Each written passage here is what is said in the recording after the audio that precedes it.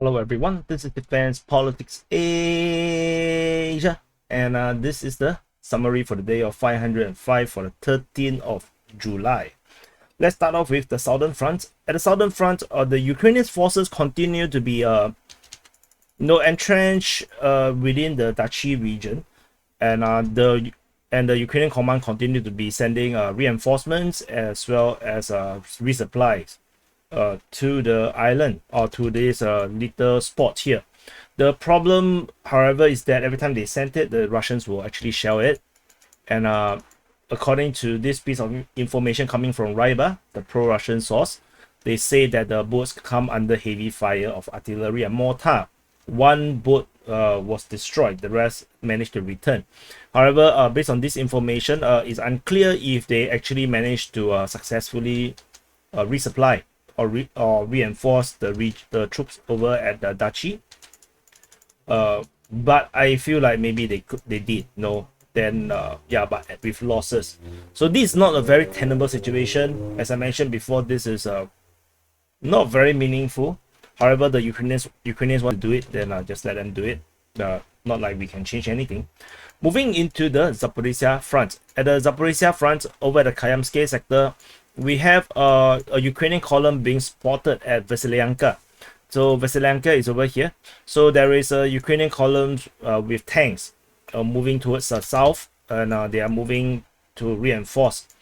So maybe something bigger is going to come very soon, because so far the attacks over in the Kayamske sector has been all small squads, no infantry with a bit of armor, fire support. They are not really, that kind of tank advance or big advance or big, assault operations.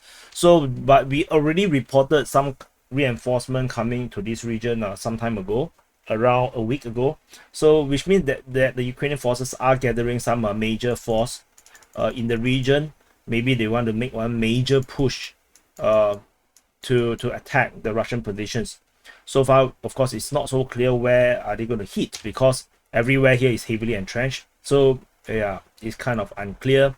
Most likely they will go towards Pyatikaki, capture Zaporizhzhia, and try to penetrate the Russian lines somehow.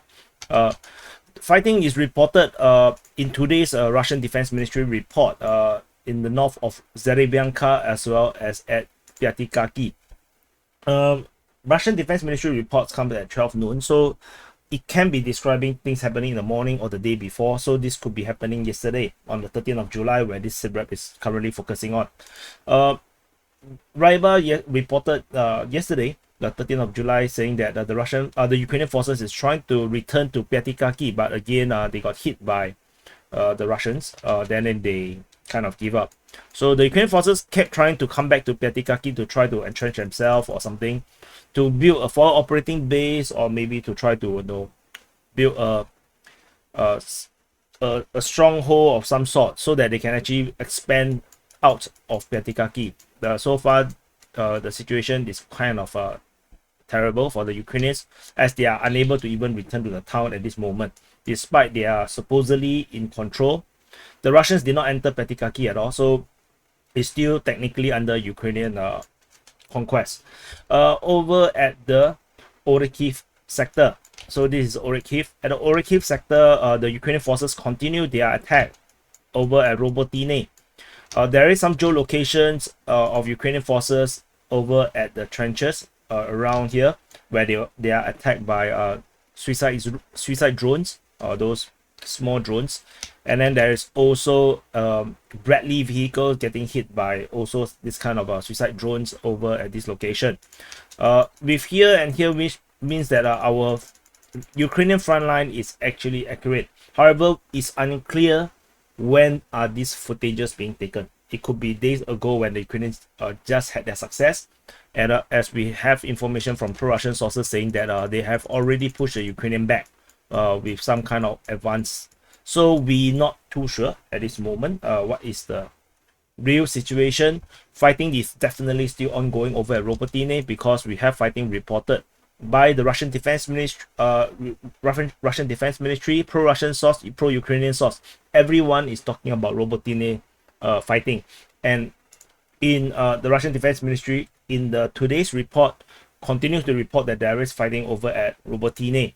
So according to Ryba, they said that the Ukrainian forces conduct reconnaissance by combat, and so Deep State UA simply say that there is fighting in the northeast of Robotine. They are unclear. They did make some clarification on their mapping, because Deep State UA's mapping is a bit different from my mapping. Is that they have a Ukrainian control, Russian control, and then the gray zone. So I don't do gray zones because it's just no, everything is a gray zone. So in their mapping, the Ukrainians actually have a firm control in the northern part of this area here. Everything south of this area is actually gray zone to them, and their gray zone actually extends all the way to this area here. The reason, because if the Ukrainians have control over this trench line, then there is unlikely to be Russian forces able to stand around this area. So the Russian forces is likely to be a bit further away. So that was the reason why they map it in that way.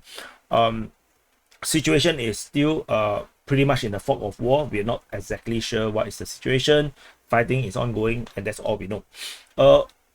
There's reinforcement being reported at Belohia. Reinforcement has been deployed to Belogorye. This is reported by the pro-Russian source, with Ukrainian forces continue to try to hold the line here. Maybe they got spooked by some of the sudden attacks from the Russian side, especially fighting at Luhansk happened before, so the Russian forces are definitely not to be underestimated over at this area here on the eastern part of Kyiv. Over at the Hoyapole sector, the Russian forces launched a sudden attack north of Marfopil. This caught the Ukrainians by surprise, and the Russian forces managed to advance all the way to this lake or river region here.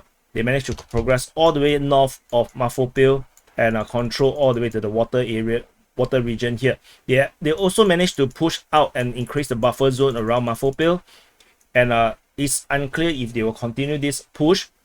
If they continue, then most likely they will try to secure along the water or the river and capture the rest of the dachas in the northwest of Marfopil.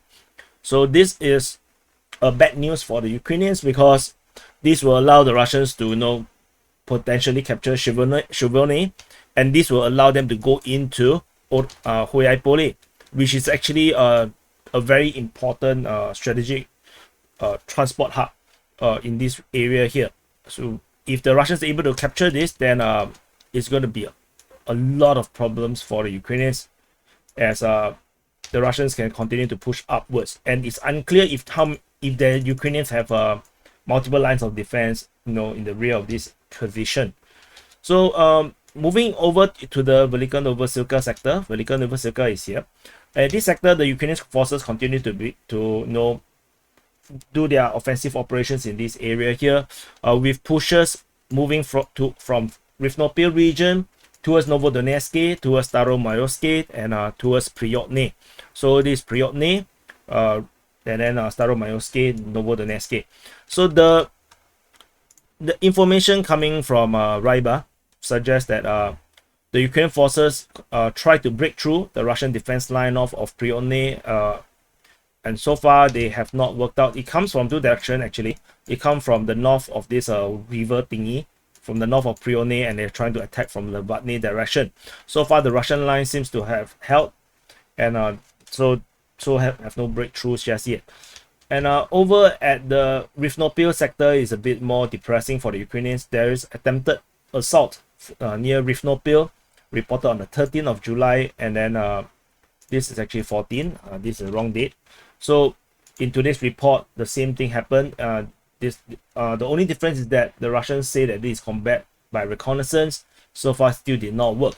The Ukrainian forces tried to progress south of Rifnopil, and they got engaged by the Russian forces that is currently holding the line, which there's a chance that the Russians are still at the river region, given the fact that the Russian Defense Ministry continue to report as near Rifnopil. Because if anyway south, we are talking about near Priyotny instead of near Rifnopil. As you can see, these two locations, if you have it, this part is more like the hub near to Rifnopil. So there's a chance that the fighting is still north of the river. And over at Staromayorsk, according to the pro-Russian source, Ryba reported that the Ukrainian forces launch an assault. It's a combined assault between 35th Brigade and 128th Territorial Defense. They have artillery support from the mortar battery, 60 mm mortar, and then they tried to gain a breakthrough on the western part of Staromayoske, and they managed to reach the outskirts of the village. However, the attack was repulsed by artillery and airstrikes.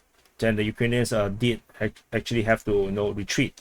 So the Ukrainian forces pushed to the western part of Staromayoske, reaching the outskirts.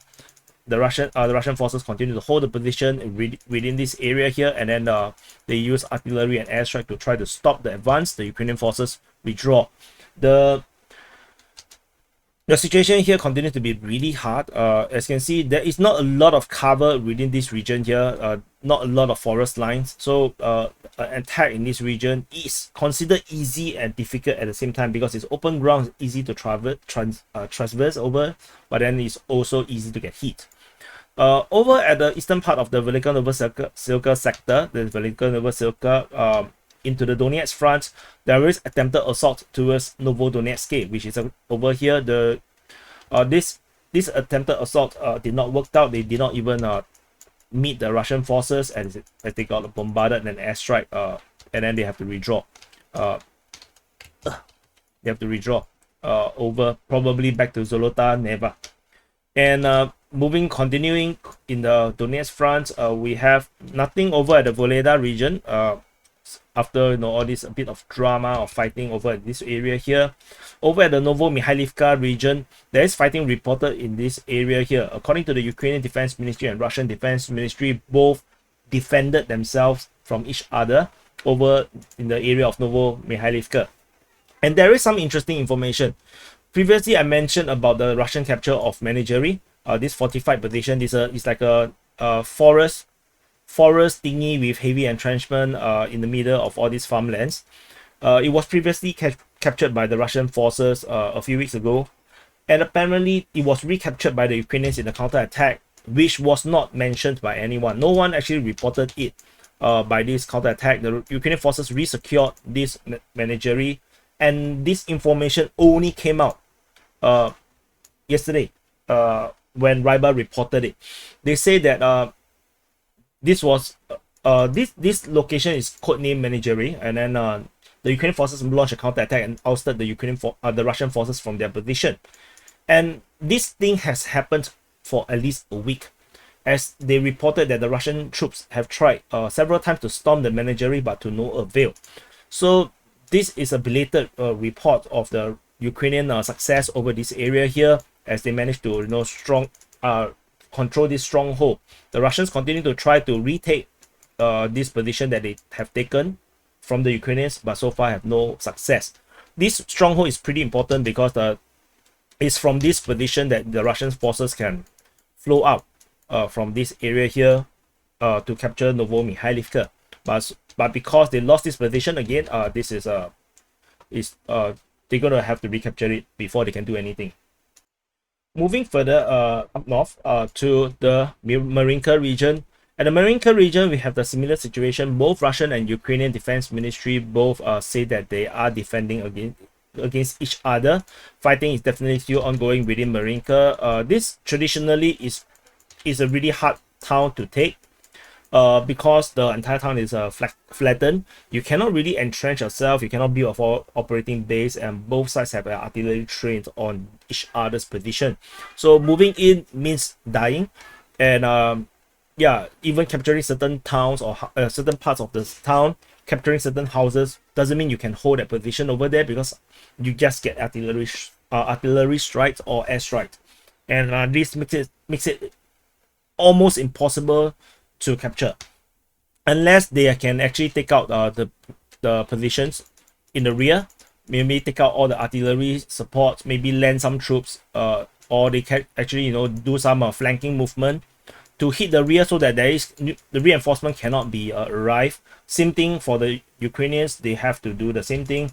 They have to hit the rear, but it's much more harder because it's a much bigger city in the rear of the Russian positions, and they will have to it's just not possible. The Ukrainian position is much more difficult because if you look at all these settlements and all these houses all around, and we are linked in all the way close to Donetsk city, the Russians definitely have a much better position, because there's not much in the rear. It's all farmlands, but it's, there's a lot more place to hide things for the Russians. But ultimately, capturing of Marinka is just really, really hard.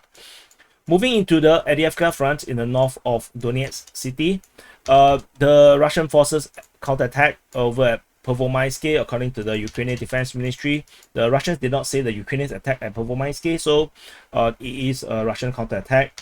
Over at Vodian, we have the Russian Defense Ministry and Ryba, the pro-Russian source, reported that the Ukrainians using small infantry groups to try to attack south of Zhivany to try to retake the position the Russians have managed to capture earlier a few days ago.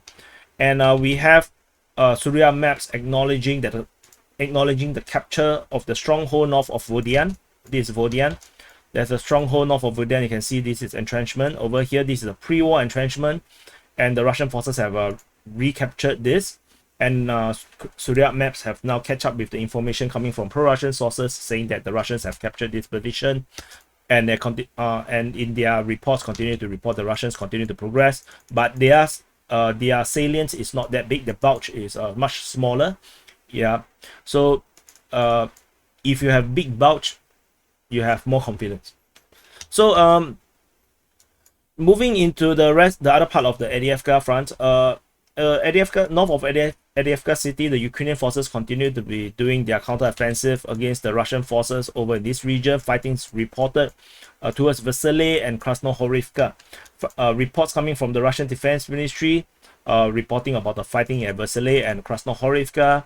And then we have later information coming from pro-Russian source talking about the Ukrainian forces attacking Krasnohorivka in multiple directions. And they got this information from Varum Reactor. When I click in, it's actually a pretty small channel. I'm not sure when this channel come from.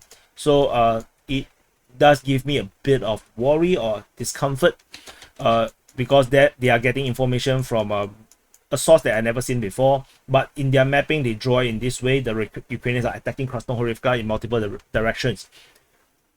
While there's no reason to doubt that the Ukrainians are attacking Krasnohorivka, I do want to take a pinch of salt about this, attack from all around Krasnohorivka. It just doesn't feel very comfortable. Moving on, there's nothing over at the New York front. Moving into the Bakhmut Front. This is Bakhmut city, and over at the Bakhmut Front, the Ukrainian forces attacked Kudyumivka. According to the Russian Defense Ministry, they say that there is a probing group attacking over in the area of Kudyumivka. There is geolocation, however, by Deep State UA, the pro-Ukrainian source of Russian tank over at this position where they tried to destroy or destroyed, suggesting that Kudyumivka is definitely still under Russian control. And but also shows that the Ukrainians are trying to attack Kudyumivka as they try to take out this tank.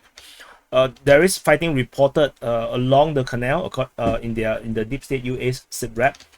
Probably talking about Kudyumivka, but I think that maybe it is still within the rest of the canal region. They reported that they have some success over at the canal. Further up north, we have fighting reported in the southwest of Klishchiivka. Surya maps reported that the Russian forces managed to attack southwest of Klishchiivka. However, this also seems to be a catching up of the intel reported by pro-Russian sources. Because we have already reported this earlier. Fighting continues over at Klishchiivka according to Deep State UA, the pro-Ukrainian source. They're saying that they are fighting at the outskirts of Klishchiivka, most likely in the northwest of Klishchiivka. So this is Klishchiivka, and that's all from the southern flank of the Bakhmut Front. In the northern flank, the Russian forces continue their counterattack over at Bakhivka, with the Ukrainian Defense Ministry acknowledging that the Russians are attacking in the Bakhivka region. There is geolocation of a Russian tank that was taken out by an attack drone. The Russian tank is in this position, and it was taken out by the drone. But this also suggests that the Russian forces have captured and secured the entire of the town, as per the reports by pro-Russian sources, thus acknowledging the accuracy coming from pro-Russian sources that they have managed to push the Ukrainian forces out of Avdiivka in their counterattack. And so now the question would be, if the tanks is here and they have to use a drone to take it out, then the Ukrainian forces is probably not so clear. Not so close to Avdiivka, probably around this forest region south of Avdiivka. Because if you are anywhere close, they are going to die from the tank. Yeah, but we shall continue to monitor and see if anyone can give us more information, because this is just a projection.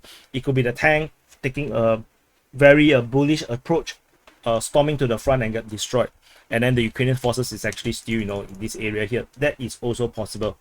There's nothing else over at the Bakhmut Front. Moving into the Siversk Front. The Siversk Front, we have no fighting in the southern part, which is a surprise to me, as the Ukrainians supposedly was trying to attack towards Soledar, and with the primary objective first to capture Yakovlivka, but the attack was not reported by anyone. And there is also no more fighting over at Bilohorivka. I think both sides are just sick of it. Yeah, it's like, they hear the word Bilohorivka, it's like, oh, Bilohorivka. And moving into the Kreminna Front. At the Kreminna Front, there is fighting reported within the Zaporizhzhia Forestry. Deep State UA in their SITREP continue to report the Russians are putting pressure on the Ukrainians. However, the Russian Defense Ministry makes a very weird report. They say that the enemy attacks were repelled near Kreminna, but the front line is nowhere near Kreminna. But so I assume that it's actually within the forest region, within the Zaporizhzhia Forestry, because as you can see, the front line is really nowhere close. It's like really nowhere close. We are talking about 8 to 10 kilometers to the nearest known front line. So yeah, that's what you get, when you have to do this kind of thing, like reporting and try to understand what the hell is happening. There's fighting near Dibrova. According to the Russian Defense Ministry, there is attacks reported towards Dibrova. So far didn't work out for the Ukrainians. And and then within the Torske region, where the one of the main push of the Russian forces is ongoing, there is fighting reported in the Torske settlement. According to information from Kremlin, the pro-Russian source, most likely is still in the northern outskirts. They are still fighting in this region here, despite this the rumors coming from Kremlin's sources. He have his sources on the ground, so he have a lot of credibility in my eyes. So I'm not sure if that's how accurate. We shall continue to see whether it can be corroborated. But the information coming from him is that the Russian forces is now fighting within Torske itself. And then Kremlin later, actually in the much later reports, he shared this report coming from Pope 105, which I'm not aware of this channel. He reported that the Russian forces have reached the Stallion River, and basically cutting the Ukrainian forces over on the eastern part of the Zarebian. I think this is a Zarebets River. So Zarebets River is this. Basically, it's Stallion. It's also known as the Stallion River, and they managed to go all the way to the river and managed to cut the Ukrainian forces in half over on the eastern part. And I would say take this with a massive sack of MSG, because I have no idea who is this source. Kremlin simply copy and paste his information. He did, however, credit where the source come from, which is actually very good, but I cannot tell if this is true. It is believable. If you ask me, it's believable that the Russian forces is able to move all the way over here as they continue to put pressure on the Ukrainians, a lot of the pressure coming from the southern part of this area. There was also fighting towards Yakovlivka, somehow. So the Ukrainian forces, getting sucked into different major front lines and then get pushed out from this area here is not inconceivable. But I definitely prefer that my trusted sources report on this rather than coming from sources that I'm not too sure about. And as you can see, there was fighting reported east of Terny, according to the Ukrainian Defense Ministry, acknowledging that the Russians are making some push in this area here. So with Ukrainian forces getting sucked into all this area here, it's not impossible that the Russians make a breakthrough in this area here. Of course, they can also be encircled by the Ukrainian forces and wipe out. That's also possible. So poking places, can get it cut off. And there is fighting reported on the east of Nevsky. According to the Ukrainian Defense Ministry, with the Russian forces continue their push towards Nevsky within the this valley region. This valley region continues to be really hard to capture. There is already so much skirmishes and fighting over in this region for months already. No one can really actually secure it. That's all from the Kreminna Front. Into the Svatove Front, there's also a lot of news over at Novoselivske. There is rumors of Russian capture of Novoselivske. Remlin, the pro-Russian source, got his confirmation from his sources on the ground, saying that the Ukrainian forces withdraw from Novoselivske and the settlement is under full control of the Russians. However, Deep State UA, the pro-Ukrainian source, reported very similar things. They say that the village is now a gray zone. The Russians cannot get in. The Ukrainians also cannot have a stronghold. This actually acknowledged that the Ukrainian forces have withdrawn away from Novoselivske due to the Russian pressure within Novoselivske. To say that the Russians are unable to go in is probably not true, because if the Russians are not there, you would not withdraw unnecessarily just from bombardments. It's not like the Russians never bombard them. So most likely is that they do not want to acknowledge that the Russians have captured or have at least taken operational control over the village. And we are probably going to see some kind of official announcement very soon of the Russian reporting that they have captured Novoselivske. This capture is only possible because of the Russian advance from the south of the settlement. As they capture the forest the forest lines in the south, this allows them to have operational control over Novoselivske, and so the Russian forces have control over this area here, and this actually makes it untenable for the Ukrainians to resupply or reinforce, forcing them to actually withdraw. Most likely this is what has happened. In the south, we also have SITREP maps reporting a way more bullish outlook in terms of where the front line is. As the Ryba did not mention, the pro-Russian source Ryba, yesterday I reported, I believe in a quick update, that it's going to be, it looks something like this. They are not, and they did not really capture the rest of the entire forest line, but SITREP maps reported that the Russian forces have captured the entire of this area here in the south of Novoselivske. So there is this discrepancy, but we shall see how whether this can be corroborated by SITREP maps of this information from SITREP maps. There is geolocation, however, of Russian forces at this position, definitely showing the presence of Russian forces in this area here. And further away, let's see, did I miss any information? No. Okay, and then in the Kupiansk front, again, there is no information of any fighting over the Kupiansk front. Nothing at the Kharkiv front, nothing at the border region, and that's it. This is the summary for the day of 505 for the 13th of July, and I'll see you. No, don't see me yet. I will see you in the DPA Forum. Check the description. There is a new forum, DPA Forum. Do check it out. It's powered by Telegram. It's a Telegram group. Do check it out, and I'll see you in the next update.